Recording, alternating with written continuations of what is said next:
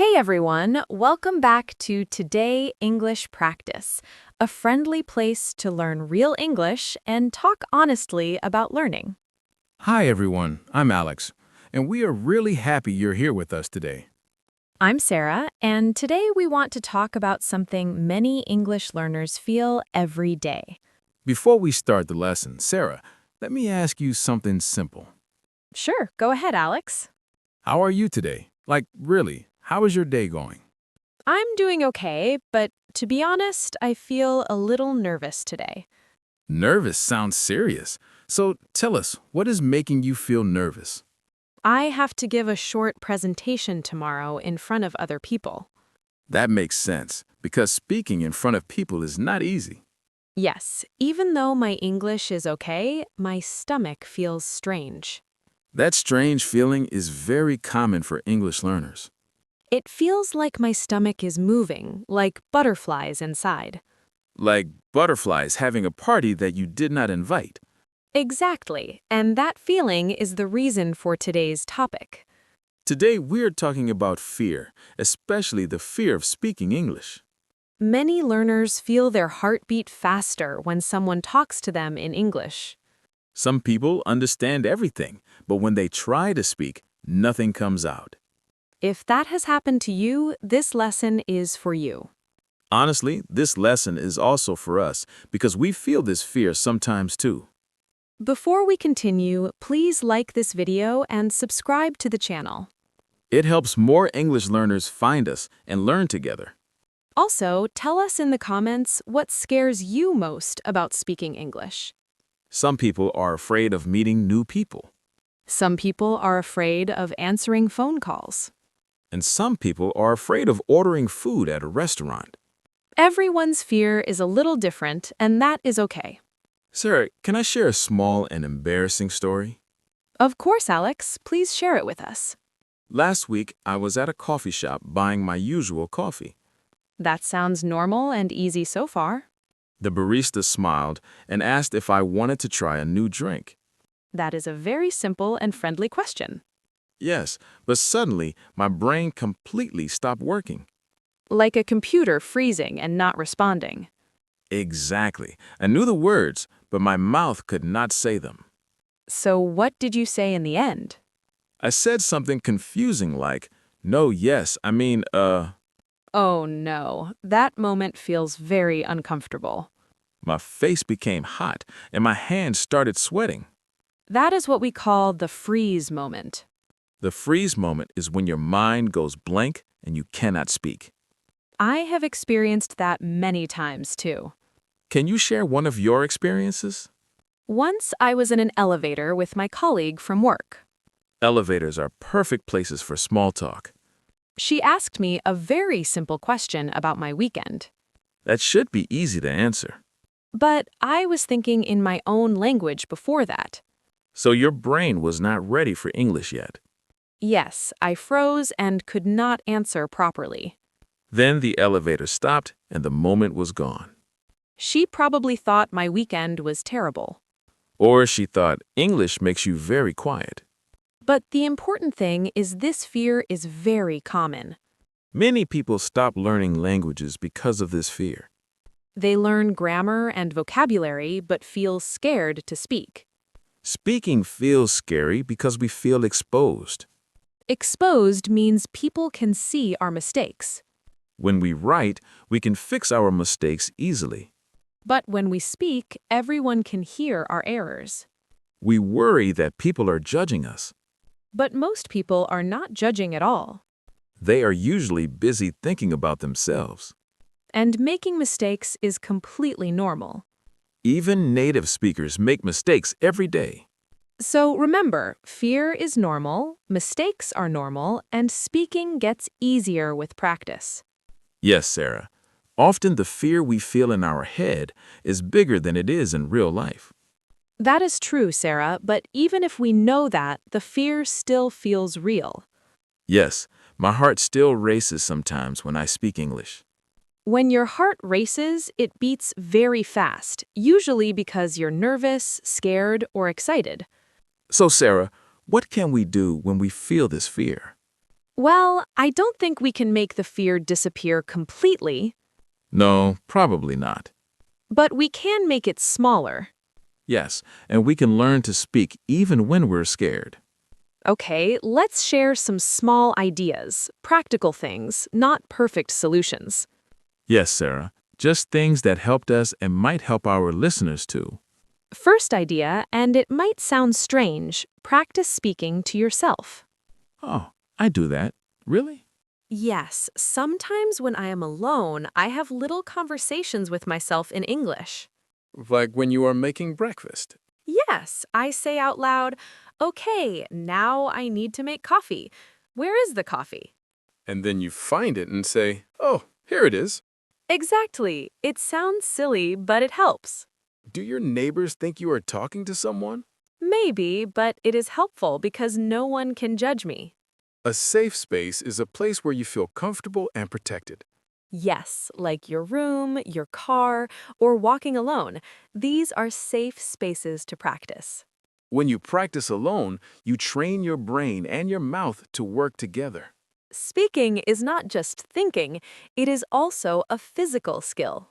Physical means using your tongue, lips, and throat to make sounds. Exactly. Your mouth needs to learn how English sounds feel.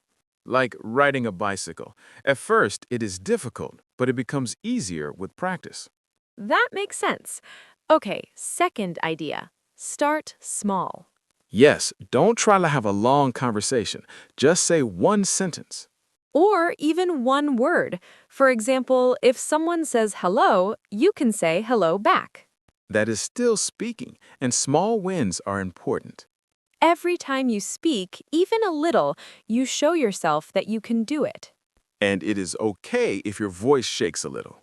When your voice shakes, it sounds a bit nervous or unsteady. Yes, it is normal. Most people won't even notice. And if they do notice, it's okay. Being nervous is human. Very human. Now, another important idea. Don't beat yourself up when you make mistakes. To beat yourself up means to be very harsh and mean to yourself. Like saying, I'm stupid, I said the wrong word, I'm terrible at English. Yes, and that feeling does not help. It only makes you more scared next time. So what should we do instead, Sarah? Be kind to yourself, like you would be kind to a friend. If your friend made a small mistake, you would not say they are terrible. No, I would say, it's okay. Everyone makes mistakes. You are doing great. Yes, say the same thing to yourself. That is really nice advice. Another idea is to find one patient and safe person to practice with. Yes, someone who does not correct every word, someone who listens and understands you. Maybe another learner, a kind teacher, or a gentle language partner. When you have one safe person, your confidence grows. And speaking to other people becomes easier. It is like warming up before exercise. You don't run a marathon without warming up first. I want to share something personal, Sarah. Of course, Sarah. Please share. When I first started learning English, I was so scared to speak that I avoided situations. Really? Avoided situations? Yes, if I saw an English-speaking tourist who looked lost, I would walk the other way, even if I wanted to help. Oh, no, I understand. One day, I was in a bookstore. A woman asked me, "Excuse me, where are the history books?" And you knew the answer? Yes, I could see the history section from where we were standing. But you were scared to answer. Terrified. But I took a deep breath and pointed, saying, "There. History. There." 3 words. But you did it. Yes, and she smiled and said, "Thank you so much." Then she walked away. And how did that make you feel? Amazing, because I pushed through the fear. To push through means to continue doing something even when it is scary. Yes, like moving forward through fear. That is how we grow and become more confident. And that is really the secret, Alex. You don't need to get rid of the fear completely. Yes, Sarah, you just need to speak anyway, Even if you feel scared. Even if your hands shake, even if your heart beats very fast, you speak. And each time you do it, it becomes a little bit easier. Just a tiny bit easier. Not perfect, but easier than before. I think we should talk about something else too, Sarah. Oh, yes, Alex. The difference between knowing English and speaking English. Many learners say, I understand everything, but I can't speak. Yes, understanding is passive. You receive the language, but you don't create it. Speaking is active. You have to create the language yourself. It is like knowing all the ingredients for a cake, but not baking the cake. Flour, sugar, eggs, butter.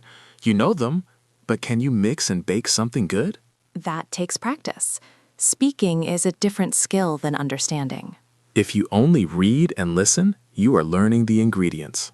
But to speak, you need to actually make the cake. Even if the first cakes are messy, burnt, flat, or taste strange. Yes, Alex, but you keep baking and keep practicing.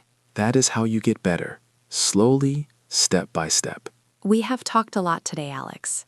Let me ask you, Sarah, if someone is listening and still feels scared, what should they do today? Good question. My challenge for today is very small. What is it, Sarah? Just speak one English sentence out loud today. Just one sentence. To yourself? To your cat? To your plant? It doesn't matter. Open your mouth and say a full sentence in English. For example, I am learning English and I am brave. Or, today I listened to a podcast and I learned something new. And tomorrow, maybe you can say 2 sentences. Baby steps, small steps every day. Exactly, Sarah. Big changes come from small actions repeated many times. That is a beautiful way to think about learning English. Before we finish, let's do a quick recap so people remember the main ideas. First, your fear is normal. You are not weird and you are not alone. Second, practice speaking to yourself in a safe space, like your room, your car, or anywhere private. Third, start small. One word, one sentence. Don't try to be perfect. Fourth, be kind to yourself. Don't criticize yourself for mistakes. Fifth, find one safe person to practice with, someone patient and encouraging. And finally, remember that knowing English and speaking English are different skills. You need to practice speaking specifically, even when you feel scared. Especially when you are scared, because that is when the real growth happens.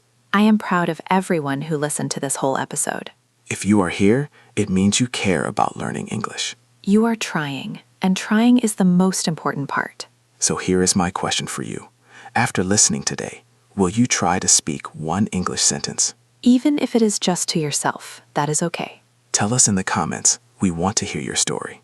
If this episode helped you feel a little less alone, please like, subscribe, and share it. Share it with someone else who is also scared of speaking English. We are all learning together. We are all a little scared sometimes, and that is completely okay. This was Today English Practice with Sara and Alex. We believe in you. We really do. Even if you don't believe in yourself, we believe in you. That is our job, to encourage you. Exactly. Until next time, be brave and be kind to yourself. Remember, your voice matters, even if it shakes a little. Bye, everyone. Bye. Take care.